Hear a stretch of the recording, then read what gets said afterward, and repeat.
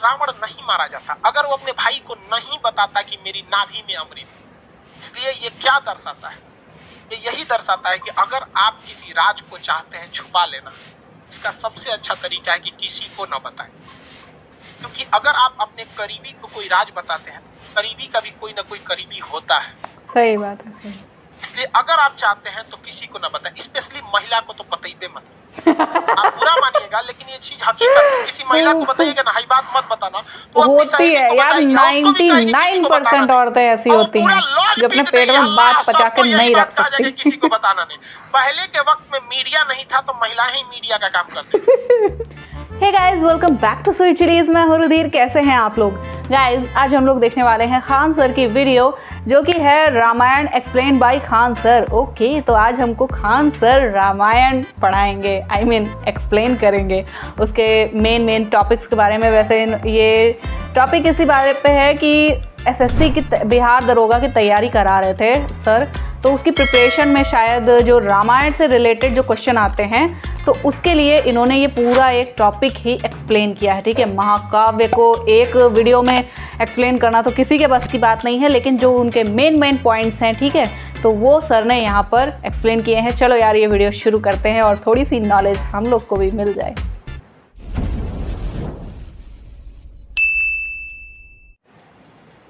फांसी दे दिया जाएगा, जेल डाल दिया जाएगा। 4 पीढ़ियों के बाद जब हमें आजादी मिली तो हमारे अंदर वो डीएनए में ये डर घुस चुका है। हमारे सामने हमारे गांव का 2 कौड़ी का मुखिया नाली बनाता है तो उसमें 12 का सीमेंट का मसाला डालता है, लेकिन हम आवाज नहीं उठा पाते हैं। अगर हर गांव से आवाज उठने लगे तो किसी के बाप की औकात नहीं जो गलत काम कर सके। करप्शन तो हम लोग देखते हैं। महाकाव्य के बारे में, किसके बारे में? महाकाव्य बहुत ही बड़ी रचना को क्या कहा जाता था? महाकाव्य कहा जाता है। बहुत ही बड़ी रचना को महाकाव्य, बहुत बड़ी रचना को महाकाव्य कहा जाता था। इसमें 2 सबसे प्रमुख महाकाव्य हैं। एक महाकाव्य का नाम रामायण, दूसरे का नाम महाभारत। महाकाव्य कितने? 2। कौन कौन? रामायण और महाभारत। पहला महाकाव्य भैया रामायण। रामायण किसने रचना किया भैया? किसने? वाल्मीकि। तुलसीदास, वाल्मीकि दोनों ने की है। वाल्मीकि। वैसे तुलसीदास ने रामचरितमानस लिखी है, रामायण वाल्मीकि। कभी सही हो जाता है, कभी गलत हो जाता है। वाल्मीकि जी ने महाभारत रामायण की रचना किया। प्रारंभ में इसमें श्लोकों की संख्या जो थी 12,000 थी, लेकिन बाद में इसमें कितना हो गया? 24,000। कितने हजार हो गए? 24,000। दुगना। रामायण के जो खंड है, क्या है? खंड है। उन्हें क्या कहा जाता है? वर्ग वगैरह नहीं बोलते, हाँ? कांड कहा जाता है। क्या कहा जाता है? कांड। रामायण में कितने कांड है? 7 को कांड है रे भैया। कितने कांड है? 7। रामायण के भाग को, जो रामायण में कितने भाग बोले तो लेसन। रामायण में एक तरह का लेसन समझिए। देखिए, उस आज की चीजों से मिला लीजिएगा तो समझने में आसानी होगा। हम भाग पढ़ाते रह जाएंगे, समझ लेसन बोलेंगे तुरंत समझ में आएगा। कितना लेसन है? 7। इसके लेसन को क्या कहा जाता था? कांड। क्या कहा जाता है? कांड। कितने कांड है? 7। अब इसमें 2 ही चीज पूछता है। सबसे बड़ा कांड कौन सा है? युद्ध कांड। सबसे बड़ा कांड युद्ध कांड। और सबसे महत्वपूर्ण कांड कौन सा है? सुंदर कांड। कौन सा कांड? सुंदर कांड। अक्सर देखते होंगे हनुमान जी का पूरा क्या है भैया, तो सुंदर कांड हो रहा है, यज्ञ वगैरह होगा बहुत बड़े पैमाने पर, और पंडित जी एकदम लय में गाएंगे एकदम बढ़िया सुंदर कांड। समझ में आ गया कि नहीं आ गया? तो रामायण के खंडों को क्या कहा गया? कांड। कितने कांड है? सबसे बड़ा कांड युद्ध कांड। कौन सा कांड? युद्ध कांड। कौन सा कांड? युद्ध कांड। मटेरियल में नहीं लिखा होगा तो आप लोग लिख लेंगे वहां पे कांड में। और सबसे महत्वपूर्ण कांड सुंदर कांड। कौन सा कांड? सुंदर कांड। कौन सा कांड भैया? सुंदर कांड। आप लोग भी अपने घरों में सुंदर कांड वगैरह करा सकते हैं। पूजा पाठ अच्छी चीज है, पूजा पाठ कराना चाहिए। कम से कम जोने बहाने जिस दिन तक पूजा रहता है आदमी, कम से कम वो दिन कोनो गलत काम नहीं करता है। ये बात सही है यार। सबसे बड़ा तो फायदा इंस्टेंट दिखता है, आगे हो ना हो, लेकिन कम से कम उस दिन आदमी कुछ नहीं करता है। जिसके घर में हरि कीर्तन होता है या यज्ञ वगैरह होता है, या मुस्लिम में जिनके घर में कुरान खानी होता है, कम से कम वो उस दिन कुछ गड़बड़ नहीं करता है। भाई आज पूजा पाठ है, बताओ यार। ये कांड। अब देखिए, महाभारत रामायण जो है ना, ये तो है भैया क्या चीज? एक काव्य है, लेकिन एक्चुअली रामायण एक लीला है। लीला मतलब समझते हैं? Match fixing. पहले से रामायण में हर चीजें क्या थी, फिक्स थी। लेकिन हमारे देश की शिक्षा व्यवस्था इतनी चौपट कि हमें और आपको समझने का मौका ही नहीं दिया और इसे एक धार्मिक किताब बन के रख दिया है। रामायण को अक्सर कहा जाता है राम लीला, देखते हैं ये राम जी की क्या थी, लीला थी। राम जी की क्या थी, भगवान नारायण की अगर आप लीला। इसके छोटे से छोटे चीजों को अगर आप समझेंगे, कोई भी चीज को अगर समझेंगे, छोटे से छोटे चीज को, तो आज के जीवन में आपको बहुत सारी चीजें सीखने को मिलेगी। अच्छा ये बताइए, राजा दशरथ जी की पत्नी थी, वो कौन सी पत्नी थी जिन्होंने रथ में उंगली डाल के उनसे वचन मांगे? कौन थी? कैकेयी। उन्होंने क्या कहा था राजा दशरथ जी ने, कि हम तुम्हें एक वरदान देंगे। बदले में उन्हें क्या कहा कि हम उचित समय आने पर आपसे क्या मांगेंगे, वरदान। याद रखिएगा, आज के जीवन में अगर आप किसी से कमिटमेंट करते हैं तो तुरंत पूरा करवा लीजिएगा। ऐसा मत कहिएगा कि उचित समय आने पे हम तुम्हारे लिए करेंगे, वरना आने वाले समय राजा दशरथ जी की मृत्यु का कारण भी बने थे राम जी का वनवास। कौन बर्दाश्त करेगा राम जी का? लक्ष्मण जी को तो वनवास नहीं था, वो तो साथ में चले गए थे, भाई के स्नेह में चले गए थे कि नहीं? तो ये आप इसका ध्यान रखिए, ये क्या चीज था, ये आने वाले कलयुग के लोगों को दिखाने के लिए एक प्रेरणा की स्रोत थी। देखिए आज उन सबको पता था भगवान जी को आने वाले समय में एग्रीमेंट वगैरह बहुत होगा, बिजनेस आगे जाएगा, जीएसटी वीएसटी, तो कैसे खुल के थोड़े बोलेंगे कि एग्रीमेंट में ऐसे मत करना। वो दिखाया गया था कि इस लीला को समझिए और अपने आने वाले जीवन में 100-200 साल, हजारों साल बाद आप इस जीवन में याद रखिएगा कि अगर आप किसी के प्रति एहसानमंद है तो उसका एहसान तुरंत चुकाइए। उसको अगर फ्यूचर पे टालेंगे तो हो सकता है कि आपको ऐसा जगह आके चोट देगी, फिर आपको भी काम खत्म हो जाएगा यहाँ पे। तो अभी याद रखेंगे, यहाँ पे आप इस रामायण में बहुत सारी चीजों को देखेंगे जो आज के वक्त में आपको अपने जीवन में बहुत काम देंगे। जब लक्ष्मण जी हिरण को ढूंढने गए थे, वो एक क्या किए थे, लक्ष्मण रेखा खींचे थे और सीता जी से क्या कहते कि सीता जी आप इसके बाहर नहीं जाइएगा। सीता जी कभी नहीं जाती उसके बाहर, कभी नहीं जाती। यदि रावण साधु का वेश नहीं बनाया होता तब तो ये क्या संदेश देना चाहता है कि हर साधु के वेश में समझा आया हुआ व्यक्ति सन्यासी नहीं होता है। कलयुग के वेश में अगर कोई भी आपका साधु बन के आता है तो हो सकता है कि वो आपके लिए लक्ष्मण रेखा पार कराने के लिए आया है। इसलिए आंख बंद करके भरोसा नहीं कीजिएगा, क्योंकि सीता जी जैसी जब वो भगवान की पत्नी जब धोखा खा सकती है तो हम जैसे हम लोग तो आम इंसान है, औकात है हमारी नहीं। और आज भी देखिए आपको तांत्रिक लोग किसी नाम पे आपको ठगेंगे। ये एक लीला है, लेकिन हमारी सिस्टम में जब अंग्रेज आए थे तो इस तरह से पढ़ा के गए कि हमारे और आपके दिमाग पे एक ताला मार दिया कि बौद्ध ग्रंथों में कुछ भी है तो आप इसे नहीं पढ़ेंगे, क्योंकि आपके दिमाग पे ताला मारा गया है कि आप हिंदू हैं, आप मुसलमान हैं, आप सिख हैं। अरे भाई, महात्मा बुद्ध ने कह के गए थे क्या कि हमसे तुमको कोई भी बौद्ध लोग ही हमसे अपनी तमन्नाओं को मांगना या हमारी मन्नत मांगना, अगर कोई मुस्लिम या हिंदू हमसे कोई प्रार्थना करेगा बौद्ध धर्म ही तो है जो मतलब राम कहते क्या कि अगर हमसे कोई सच्चे दिल से मुस्लिम बिल्कुल ही एकदम आरोग्य है, मुसीबत में तो हम उसकी पूजा नहीं, की प्रार्थना को नहीं सुनेंगे, कहेंगे भाग तू मुस्लिम है क्या कहेंगे? नहीं। लेकिन हम लोग 200 साल तक अंग्रेजों के गुलाम रहे। देखिए मुगलों के वक्त में भी हमारी संस्कृति आज आई थी, मुस्लिम शासक के वक्त आई थी, लेकिन उन लोग की सोच दूरदर्शी नहीं थी, वो केवल हमारे सामाजिक क्षति की। लेकिन जब अंग्रेज का शासन आया ना, मेंटली बर्बाद कर दिया, जिसका खामियाजा आज भी हमें भुगतना पड़ता है। जबकि ये साफ संदेश था राम जी का कि देखिए हमारी खुद की पत्नी भी धोखा खा सकती है, तो आप आदमी किस लिए। इसलिए जब कभी भी कोई धार्मिक चीज में अगर आए तो उसे एक बार जांच परख लीजिएगा। हम ये नहीं कहते कि सब गलत है, लेकिन जांच परख जरूर लीजिएगा।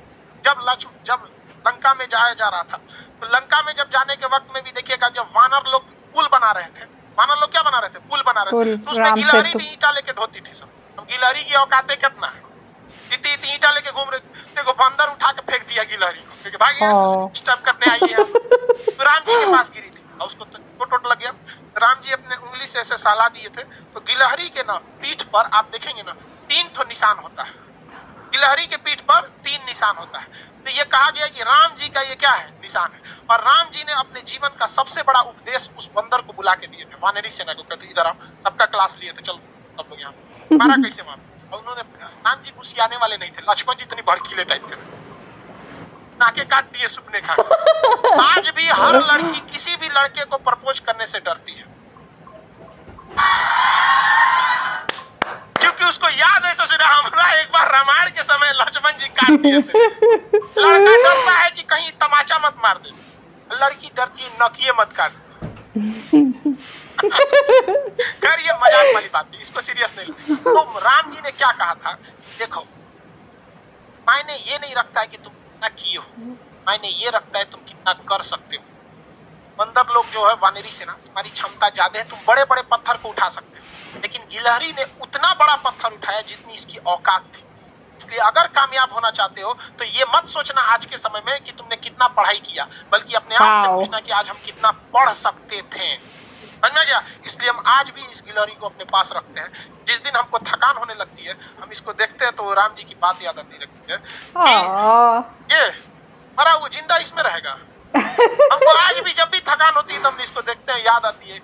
जिंदगी में ये मत सोचना तुमने कितना किया, सोचना कि तुम कितना कर सकते थे। समझ में आया कि नहीं? आज हमारा 6 मिलियन हो गया, 6 मिलियन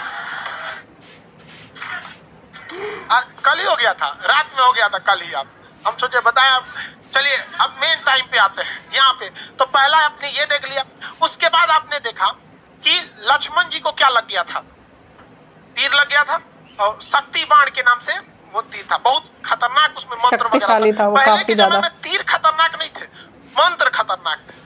तो उसमें कुछ पढ़ के मार देता था रावण वगैरह, मार यहाँ पे। तो आप जरा देखिए, राम जी के अपने भाई को जब तीर लगा था तो राम जी विष्णु भगवान के अवतार थे। एक बार राम जी उस तीर लगे हुए जगह पे हाथ रख देते तो क्या वो जख्म सही नहीं हो जाता? बिल्कुल हो जाता कि नहीं? लेकिन राम जी तो भैया ठहरे भगवान।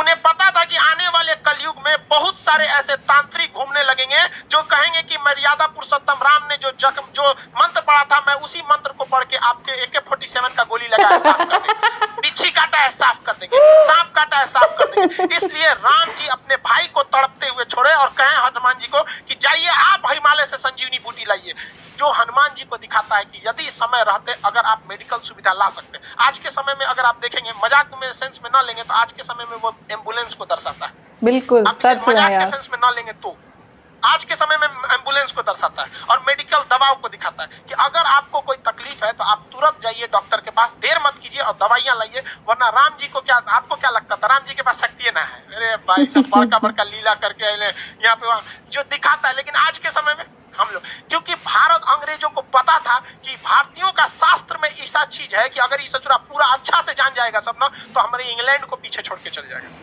लेकिन उन्होंने इस चीज को दबा दिया, रामायण को केवल किताब रख दिया, न कि उसे केस स्टडी में बता दिया। जबकि हार्वर्ड, ऑक्सफोर्ड जैसी यूनिवर्सिटी में ये सब चीजों को केस स्टडी पे पढ़ाया जाता है कि देखो राम जी ने क्यों नहीं उस चीज को सही किया, क्योंकि इसका 800 साल 200 साल 1000 साल बाद क्या असर पड़ेगा। उस ससुरे हमरे किताब पढ़ के आगे बढ़ गए सब, हम लोग को थरिया थमा दिया, तू रामायण पे लड़, तू महाभारत पे लड़, हम हिंदू, तुम मुसलमान, तुम सिख, तुम ईसाई, और आज भी लड़ रहे हैं, इतने बड़े गधे हैं। आज आप लोग समझिए इस चीज को। और दूसरा देखिए, आप आगे हर चीज को अगर आप देखेंगे, बहुत सारा चीज रामायण महाभारत उसमें देखेंगे आप, रावण मारा गया क्यों? अपने भाई को क्या किया था? बता दिया था। जबकि रावण नहीं मारा जाता अगर वो अपने भाई को नहीं बताता कि मेरी नाभि में अमृत। इसलिए ये क्या दर्शाता है? ये यही दर्शाता है कि अगर आप किसी राज को चाहते हैं छुपा लेना, इसका सबसे अच्छा तरीका है कि किसी को न बताएं। क्योंकि अगर आप अपने करीबी को कोई राज बताते हैं, करीबी का भी कोई ना कोई करीबी होता है। सही बात है, सही। इसलिए अगर आप चाहते हैं तो किसी को ना बताएं, स्पेशली महिला को तो बताइए मत। आप बुरा मानिएगा लेकिन ये चीज हकीकत है। किसी महिला को बताइएगा ना, हाई बात मत बताना।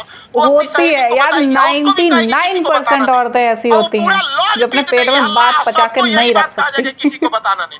पहले के वक्त में मीडिया नहीं था तो महिलाएं ही मीडिया का काम करती थी। कोई खबर पहुंचाना है, ये दादी को कह दो, पूरा मीडिया का काम। तो इस चीज को आप समझिए, ये केस स्टडी। राम जी बड़ा लंका जलाया गया, ये हुआ सारा चीज। लेकिन जब वनवास काट के जब वो घर आए तो घर पे आए तो सबको पता है कि सीता जी 83 दिन तक लंका में थी। लेकिन रावण को श्राप भी तो था कि अगर वो सीता जी को गलत नियति से टच भी करता है तो भस्म हो जाए, था कि नहीं? पूरी दुनिया जानती थी कि सीता जी एकदम पवित्र है। लेकिन जब वो अयोध्या पहुंची तो राम जी लोगों ने सवाल उठा दिया कि सीता जी को अग्नि परीक्षा देनी पड़ी। सवाल उठाया गया था कि नहीं उठाया? तो राम जी कभी नहीं चाहते थे कि वो अपनी पत्नी जगत जननी माँ सीता को वो अग्नि परीक्षा में बैठाएं। लेकिन समाज में आकर उन्होंने कहा कि 90% लोग को विश्वास है कि सीता जी क्या है? पवित्र है। पवित्र है। इवन कि अशोक वाटिका में रावण रखा था तो उसके अंदर भी बहुत ज्यादा इंसानियत थी। बिल्कुल यार, मतलब एक रावण, आजकल के जानवर जैसे इंसानों से तो रावण महान था। पवित्र लौटाया गया था। तो ये राम जी की मर्यादा, राम जी की बहादुरी तो थी ही, लेकिन इससे कहीं ज्यादा रावण की इंसानियत भी थी।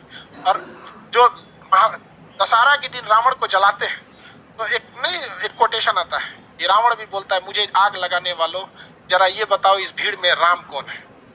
लेकिन हम लोग दशहरे में उस रावण को जलाते हैं। हकीकत देखिएगा तो उससे नीच और आदमी आज हम लोग बन के बैठे। हम लोग से कहीं ज्यादा इंसानियत उस रावण में था उस वक्त। लेकिन राम जी अयोध्या आए ना तो 90% लोगों को पता था, 90% लोग खुश थे कि आज हमारे मर्यादा पुरुषोत्तम राम आ गए।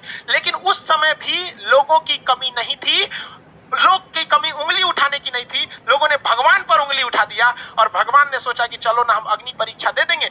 जगत जननी माँ सीता तो पवित्र ही है, अग्नि परीक्षा में क्या हो जाएगा, सफल तो हो ही जाएंगे। हुआ भी वही, माँ सीता अग्नि परीक्षा में बैठी और कहा गया भैया अगर पवित्र रहेंगी तो आग नहीं जला पाएंगी और अब अपवित्र है तो आग जला देगी। क्या सीता जी को आग जला पाई थी? नहीं। लेकिन हुआ क्या उसके बाद, जब सीता जी आई तो रो दी कि दुनिया से मतलब नहीं था, ये राम आपसे मतलब था। राम जी आपने ही जब हम पे कह दिया अग्नि परीक्षा के लिए तो ये दुनिया मेरे किसी काम के नहीं। वो धरती माँ से जन्मी थी और धरती माँ में समा गई, जो क्या दर्शाता है कि जीवन में आप कितने भी बढ़ जाइएगा लोग आप पे उंगलियां जरूर उठाएंगे। जब राम जी को नहीं छोड़ा लोगों ने उंगली उठाने में तो हमारी और आपकी क्या औकात है। और ये यही बताता है कि राम जी अगर उन 10% लोगों को डांट देते ना, चल भाग यहाँ से, तो माँ सीता को अग्नि परीक्षा नहीं देनी होती। लव और कुश को छोड़कर माँ सीता कभी नहीं जाती, बचपन में बेचारे रोते रह गए। इसलिए अगर 2 कौड़ी के लोगों को अगर खुश करने के चक्कर में रहेंगे तो आपका अपना जीवन बर्बाद हो जाएगा। सही बात है यार, ये बात बहुत सही 100% सही कही है। इसलिए सबको खुश नहीं रख सकते, इसलिए आप पे सवाल उठाएंगे। लेकिन हमारे अंग्रेजों ने ये बर्बाद कर दिया। आज किसी मुसलमान को कहिएगा ना रामायण की तुम्हें पाठ सुनाते नहीं सुनेगा। और इवन कि आपको अगर कोई कुरान की बात सुनाएगा तो आप अगर दूसरे धर्म के तो आप भी नहीं करेंगे। ये कोई किसने ये जहर बोया हमारे अंदर, किसने? अंग्रेजों ने। हाँ भाई साहब, ये 200 साल जो अंग्रेज गए सब ना, अंग्रेज भाई साहब बहुत दिमाग वाले थे। वो लोग को पता था कि भाई साहब तलवार की ताकत से, देखिए मुगल जब आए थे सब तो वो तलवार से लोगों को काटे थे सब, और अंग्रेज आए सब तो कलम से लोगों को काटा गया। और वो खुद लिख के गए थे, the power of pen is more than the power of sword. कलम की ताकत तलवार से ज्यादा होती है।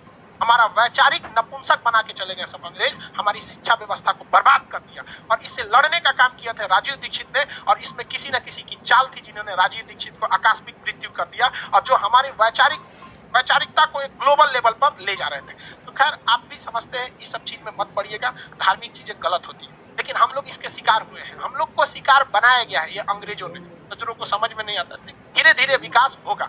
लेकिन आप अगर समाज को देखेंगे ना तो समाज का एक ऐसा हिस्सा है जो अब इस सब चीजों से हट रहा है। उसे नहीं मतलब है कि धार्मिक चीजें क्या है, हिंदू सिख ईसाई क्या है, वो अब इंटेलेक्चुअल पे जा रहा है। लेकिन समाज का एक हिस्सा ऐसा भी है जो ससुरा इसमें और ज्यादा क्या होते जा रहा है, सही बात, और ज्यादा उसमें पकड़ मजबूत करता जा रहा है। रामायण क्या है, एक तरह की लीला है जो बताता है कि भाई साहब आप सबको संतुष्ट नहीं कर सकते। बेहोश हो गया क्या कोई?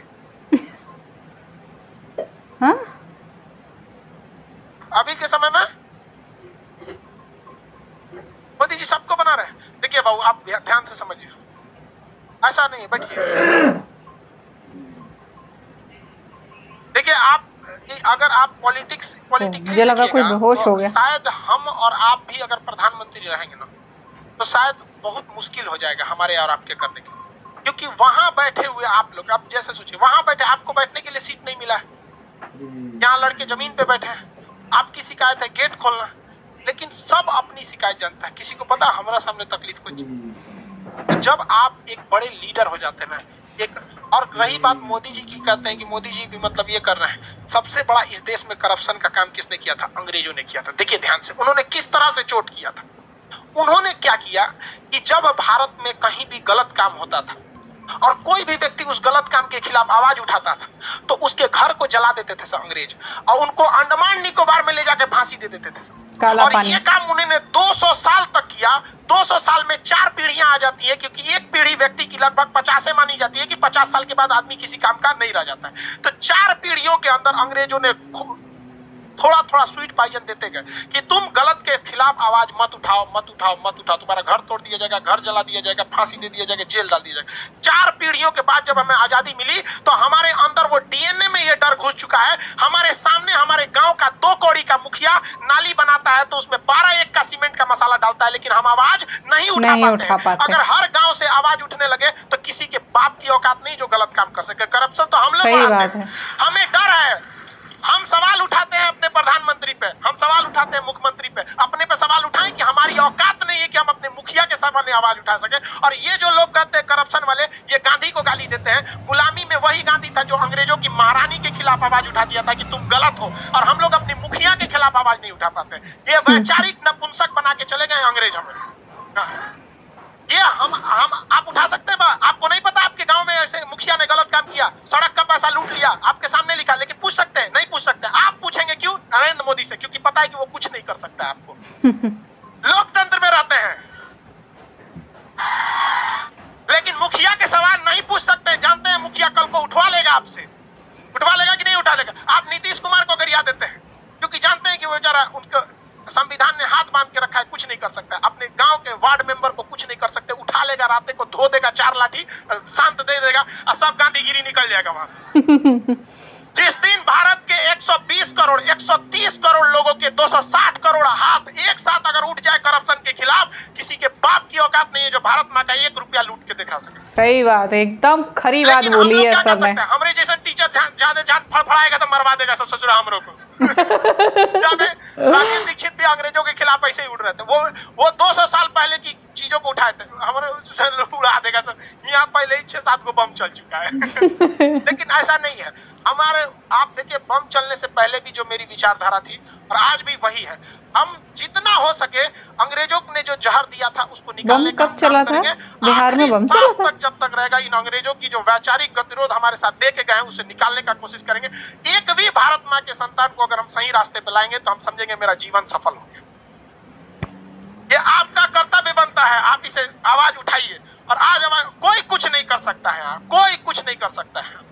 अरे भाई, अंग्रेज जब हम लोग लड़ के गुलामी ले लिए, गुलामी से आजादी हो गए, तो मुखिया कौन चीज? लेकिन आप इसके खिलाफ आवाज नहीं उठाते हैं। आवाज तब उठाइएगा जब आप अपने गांव को सुधार सकते हैं, तब जब आप अपने गांव को सुधारने में तकलीफ होती। अरे देश के प्रधानमंत्री को देश सुधारने में कितनी तकलीफ बहुत टाइम लगा। किसी की बात करते हैं, हमको मोदी जी से कोई एक वीडियो बनाए थे, हम लड़का कमेंट किया था, सर आप मोदी जी के भक्त हो गए थे। नीचे एक लड़का उसका रिप्लाई दिया था, कल वाला वीडियो देख लो। हम मिडिल वाला काम नहीं करते, हाँ या ना। जब जब कोई गलती सरकार से होती है, किसान आंदोलन, जी हम सीधा विरोध कर देते हैं। चाहे अगर गलत है तो गलत, सही है तो सही। बीच वाला रास्ता हम अंग्रेज वाला काम नहीं करते हैं, नहीं होता है। आप भी आवाज उठाइए। आप मेरे ख्याल से आप रामायण समझ गए। हाँ, इसको कहानी मत समझिए, क्या है ये? लीला, जीवन का सार है। तो कहते हैं रामलीला। तो ये रामायण में कितने कांड हैं? ओके यार, सीरियसली मूड फ्रेश हो गया एकदम यार। देखो, इंडिया में ना इसीलिए गुरु का जो स्थान होता है वो माँ बाप से ऊपर होता है, ठीक है? क्योंकि गुरु कभी आपस में भेदभाव, अपने स्टूडेंट्स में भेदभाव नहीं करेगा, ठीक है? पहली बात तो यहाँ यार इतना बड़ा एग्जाम्पल आंखों के सामने है। खान सर, ठीक है? भले ही पैदाइश से वो मुस्लिम हो, लेकिन उनका दिल पूरी तरह से हिंदुस्तानी है, ठीक है? और उन्होंने रामायण को जिस चाव से समझाया है ना, जिस तरीके से उन्हें जितना ज्ञान है, मुझे नहीं लगता कि किसी भी एक नॉर्मल किसी हिंदू से पूछ लो तुम रामायण में कितने कांड हैं, ठीक है? अगर जो रेगुलरली रामायण ना पढ़ता हो या जिसने रामायण देखी ना हो, ठीक है, और जिसने ज़्यादा ध्यान ना दिया हो, ठीक, हम अपने यार हिंदू लोगों की बात कर रहे हैं कि जिन्होंने ढंग से रामायण को पढ़ा भी नहीं है, ठीक, और जो धर्म के नाम पे बात पेलने आ जाते हैं, उनसे ज़रा पूछ लो रामायण में कितने कांड हैं, कौन सा कांड कब का है, किस टाइमलाइन में क्या हुआ था, ठीक है? और ये भी पूछ लो सोनाक्षी सिन्हा जैसे लोगों से पूछो कि हाँ हनुमान जी संजीवनी बूटी किसके लिए लेके आए थे, कोई नहीं बता पाता। ठीक है। लेकिन खान सर, उन्हें इतनी नॉलेज है, इतने अच्छी तरीके से उन्होंने समझा है, उन्होंने बहुत अच्छी तरीके से समझा है कि रामायण कोई एक धार्मिक किताब नहीं है सिर्फ, ठीक है। वो पूज्य है। और किस लिए पूज्य है? क्योंकि उसके अंदर जो मटेरियल है, जो बातें बताई गई हैं, वो कोई एक कहानी नहीं है, वो हमें अपने जीवन में उतारनी चाहिए, ठीक, वो बातें, ठीक है। हमें हमेशा बताया जाता है कि यार रामायण में बहुत सारी ऐसी अच्छी बातें हैं, मतलब 90% ऐसी अच्छी बातें हैं और 10% ऐसी बातें हैं कि जिनमें मतलब इंसान सोचने पे मजबूर हो जाए, ठीक, कि हाँ यार अगर ऐसा ना होता तो हमारा इतिहास कुछ और होता। नेगेटिव की बात नहीं कर रही हूँ यहाँ पे मैं, प्लीज़ गलत मत समझना, मेरी बात को पहले ठीक से समझ लो, ठीक है। कुछ ऐसी बातें लाइक दशरथ जी की एक गलती, ठीक, सबसे पहला उन्होंने शब्द वेदी बाण चलाया था श्रवण कुमार के ऊपर, बिना सोचे समझे सिर्फ अपनी शक्ति का प्रदर्शन करने के लिए तुमने शब्द भेदी बाण चला दिया। ऐसा बाण जो मतलब अपना लक्ष्य भेद कर आएगा ही आएगा, चाहे उसके रास्ते में कोई भी आ जाए, ठीक।